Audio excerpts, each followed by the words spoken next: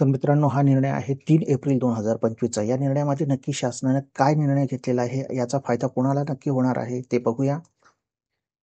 बघा, शासनाने प्रस्तावनामध्ये काय म्हटलेलं आहे त्याने, तर घरकुलांसाठी विहिरीसाठी आवश्यक असणारे गौण खनिज यांची आवश्यकता असून ते विनामूल्य स्वखर्चाने काढून नेण्यास परवानगी देण्याची बाब शासनाच्या विचाराधीन होती. त्या अनुषंगाने शासन पुढील प्रमाणे निर्णय घेत आहे.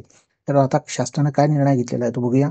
केंद्र राज्य शासनाच्या स्थानिक स्वराज्य संस्थेच्या कोणत्याही योजनेतून, बघा, जे केंद्र आणि राज्य शासनाच्या स्थानिक स्वराज्य संस्थेच्या कोणत्याही योजनेमधून, जसं की गावतळी आहे, शेततळी आहे, शेतविहिरी आहे, पाझर तलाव आहे, महसुली नाले आहेत, बंधारे आहेत, आणि यांचे जेव्हा खोलीकरण आणि सरळीकरण तसेच पूरहानी थांबवण्याकरता करण्यात येणाऱ्या खोलीकरण योजनेअंतर्गत निघणारी माती, दगड, मुरुम, मातीयुक्त रेती इत्यादी गौण खनिज खालील घटकांना उपलब्ध करून देण्यास शासनाची मान्यता देण्यात येत आहे.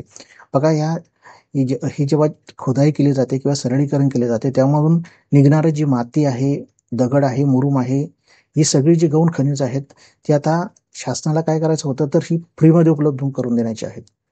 ते कुणाला फ्रीमध्ये उपलब्ध करून द्यायचे आहेत, तर बघा,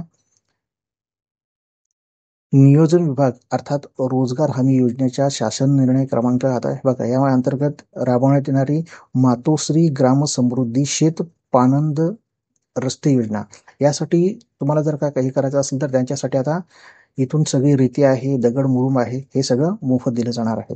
दुसरं काय आहे, तर विविध घरकुल योजनेचे लाभार्थी, म्हणजे जे ज्यांना घरकुल मंजूर झालेलं आहे त्यांच्यासाठी 5 ब्रास एवढी मर्यादा त्यांना देण्यात आलेली आहे. तर तिसरं कोणाला, तर शेतकऱ्यांना स्वतःची विहीर बांधण्यासाठी शेतकऱ्यांना, याशिवाय संबंधित ग्रामपंचायत, नगरपालिका व इतर शासकीय कामे यांना सुद्धा ही जी माती, दगड, मुरुम, रेती ही आहे ती आता मोफत मिळणार आहे. तर बघूया, तसेच घरकुल लाभार्थी व शेतकऱ्यांना स्वतःची विहीर बांधण्यासाठी तसेच शेततळे बांधण्याकरता व शेत पाणंद रस्त्यांसाठी सदर गौण खनिजाचा वापर करण्यात आल्यास कोणतेही शुल्क अथवा स्वामित्व आकारण्यात येणार नाही.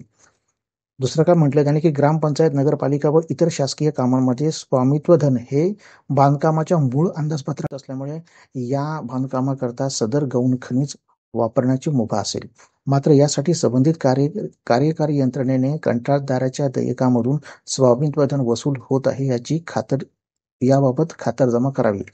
तसेच वरीलप्रमाणे शासकीय बांधकामासाठी वापरण्यात येणाऱ्या गौण खनिजासाठी तहसीलदार यांनी 0 रॉयल्टी घ्यावी, परंतु संबंधित शासकीय यंत्रणेने स्वामित्व धनाची रक्कम कंत्राटदाराच्या विल्यातून वसूल केली की नाही याबाबत खातरजमा करण्याची जबाबदारी तहसीलदार यांच्यावर राहील.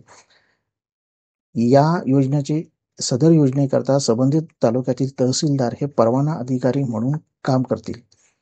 तर बघा, हा शासन निर्णय घेतलेला आहे आणि त्याच्यामध्ये त्यानं स्पष्ट सांगितलेलं आहे, की जी विविध घरकुले आहेत, लाभार्थी आहेत, यांना सुद्धा 5 वर्ष ज्या वाळू आहे, बघा, या निर्णयातून नक्की कुणाला याचा फायदा होणार आहे, तर बघा, जे घरकुल लाभार्थी आहेत ज्यांना 5 ब्रास जे आता दगड आहे, मुरुम आहे, माती आहे, हे आता मोफत मिळणार आहे. याशिवाय बघा, शासनाच्या योजनेतून मातोश्री ग्राम समृद्धी शेत आनंद रस्ते योजना यांच्यासाठी लागणारी जी काही माती आहे, दगड आहे, हे सुद्धा मोफत मिळणार आहे. याशिवाय शेतकऱ्यांना स्वतःची विहीर बांधण्यासाठी सुद्धा त्यांना हे आता मोफत मिळणार आहे. तर एकंदरीत यामध्ये कोणाचा फायदा होणार आहे हे आपण आता बघितलेला आहे. तर हा GR जो आहे तो मी आता खाली डिस्क्रिप्शनमध्ये तुम्हाला देत आहे, तिथून तुम्ही डाउनलोड करून हा पाहू शकता.